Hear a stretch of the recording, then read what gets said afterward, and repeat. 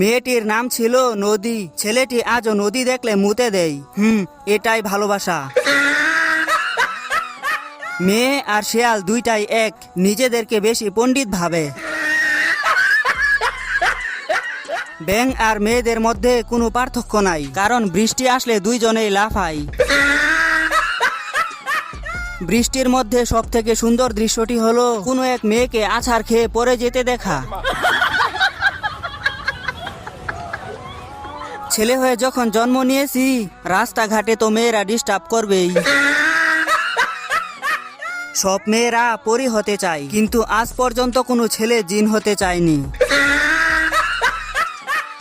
পরী হয়ে জীবনে এসে কাল নাগিনী হয়ে বেরিয়ে যাওয়ার নাম প্রেমিকা।